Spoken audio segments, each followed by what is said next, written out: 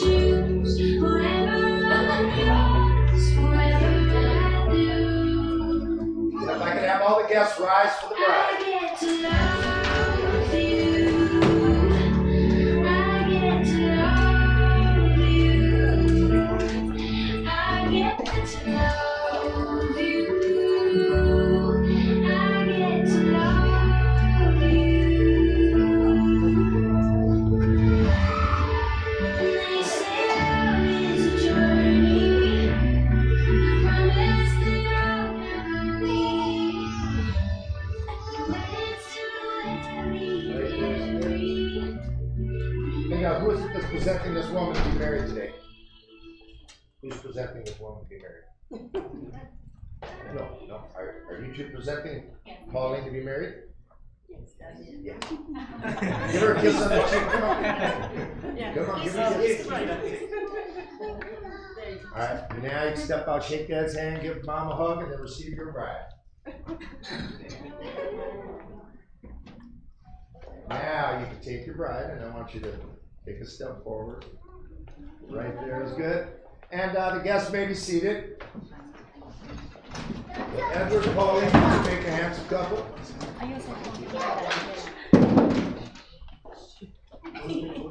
And we're gathered here today in the presence of witness, family, and friends to join you two in marriage. But you two have also come here to make a commitment.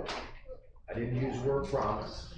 And I didn't use the word promise because people make great promises all the time. So what I'd like to convey to the both of you is much, much more than our definition of a promise. And that's commitment. And a commitment is always staying true to what you said you were going to do long after the mood that you said it is gone.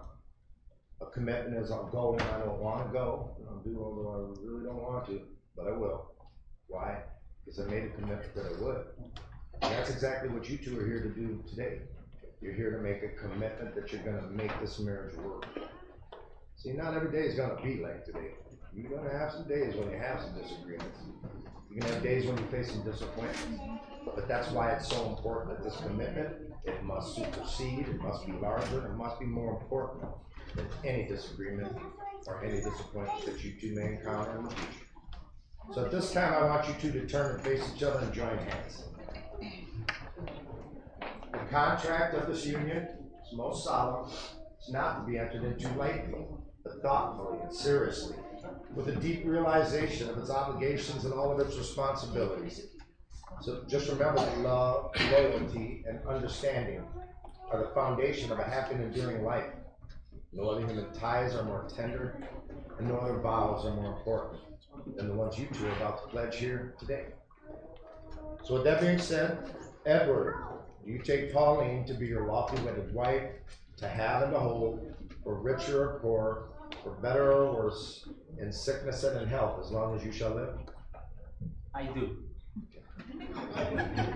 Pauline, you take Edward to be your lawfully wedded husband, to have and to hold, for richer or poor, for better or worse, in sickness and in health, as long as you shall live? I have to.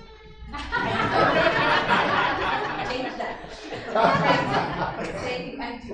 So now, at this time, do we have a ring for the bride? I want you to open it up and let Edward take her ring from the box. And I want you to prepare the ring on her left ring finger, and while holding it on her finger, repeat after me. Now look at her, I'm already married. I give you this ring. I give you this ring. In token and in pledge. In token and in pledge. Of my constant faith. Of my constant faith. And my abiding love. And my abiding love. And make sure her ring goes all the way on there. And make sure.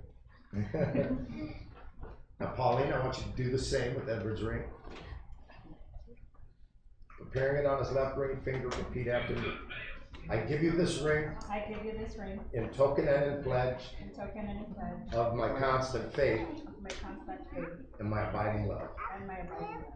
And I want you to make sure his ring goes all the way on as well. Now at this time, I'm going to have the two of you step right around to this side of the unity table. And I guess we have a reading from Roxanne. I want you each to grab an individually lit candle. Okay, come on.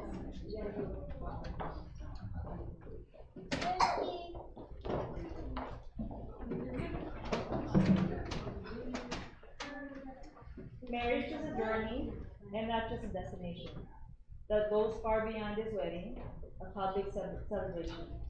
This is just the beginning of a path we'll travel together, with obstacles to overcome and possible storms to weather.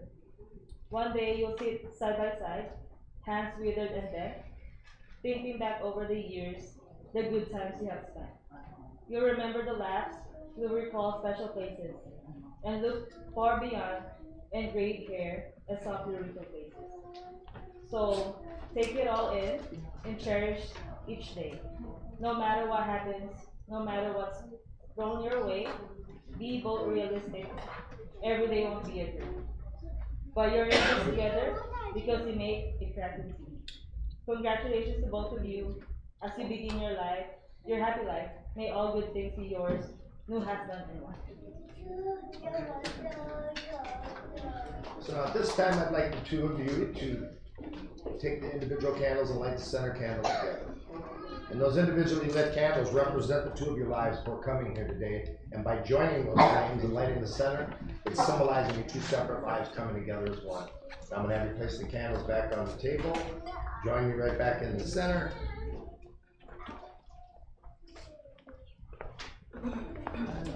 Well, you two, love is patient, love is kind, it envies no one, doesn't lie, it doesn't boast. So love each other, love all others, but most importantly, love yourself. Self-love is the greatest love of all.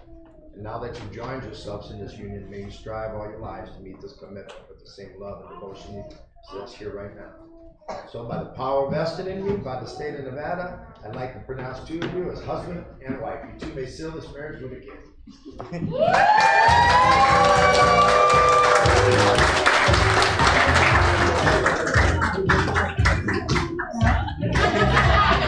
All right, hold on, guys. We're going to give Pauline her flowers back. There you go. Arm in arm. You guys got people watching online. All right, ladies and gentlemen, it's a privilege and a pleasure to be the first to introduce to you Mr. and Mrs. Deason.